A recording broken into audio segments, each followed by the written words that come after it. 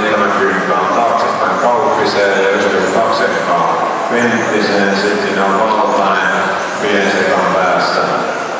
Kuitenkin autot näkee hyvin lähellä toisia 5 metrin välein. Nyt Mustonen on vähän joutunut ehkä Himmailen sen Kauppinen on ottanut kovan kovan kirjan. Penttinen on saanut Laurin päälle. Penttisellä tuo finaali aloitus näköjään vähän semmoinen hankala tilanne. Pikkusen rauhassa lähtee muihin kavereihin nähdä. Mustonen vie porukkaa, ajettu 2.15. Joita vielä on aikaa jäljellä. Sitten siellä on Ovila ja Hiltusella näköjään taas kova kisa. Siitä se viimeisenkin kosketus tuli. Sitten Vuorenmaa heidän edessään. Jotta saisi sen siitä kiinni. Vuorenmaa lähemmän sen Kailerin-kaalle. Sitten mukaan se pikkusen lähemmäs. Tällä aikaa siellä kärjessä menee edelleen Mustonen. Sitten on Kauppinen teki pikku mokaa ja siinä Penttinen aivan Kauppisen perässä. Ja Kauppinen tekee mokan. Sijoitui Kauppinen meni sinne sijoitukseen. Sitten on Valtanen. Pulli.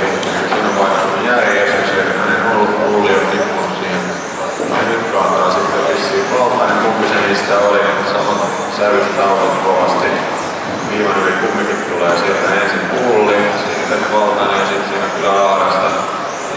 Otetaan järjestys ja kerran Mustonen, Penttinen, Kauppinen, Pulli, Valtanen, Vuorenmaa, Hiltunen, Hovi, Valkkola. Onko siinä Hovi Hiltunen taistelussa tapahtunut mitään? Hiltunen on mennyt Hovista ohi, rupeaa hakemaan sen pikkuhiljaa sitten Vuorenmaata. Sitten ei siellä Vuorenmaa katselee Pullia, että pääsikö jotain puolta ohi. Pullin edessä menee sitten Janne Valtanen. Siinä on ihan hyvä lehti kaikki samalla kierroksella. Siinä Valkkola vähän tekee kuvioita siinä perässä ja sen näytösti ohi ei mitään ongelmaa.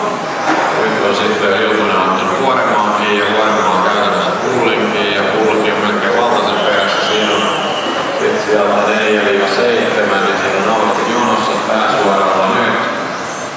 Kuka sinne tulee käymään? Siellä menee Valtanen keulilla, sitten on Pulli, Vuorenmaa, Hiltunen, sitten Hovi.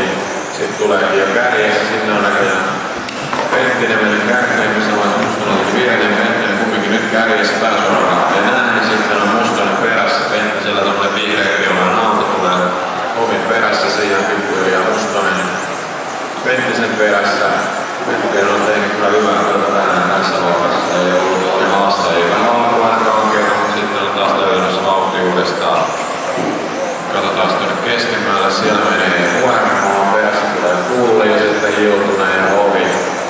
Edelleen vähän se on levinnyt se porukka siinä Valtasen. Tänään ehkä metrin ottanut lisää kaulaan. Ja ajettu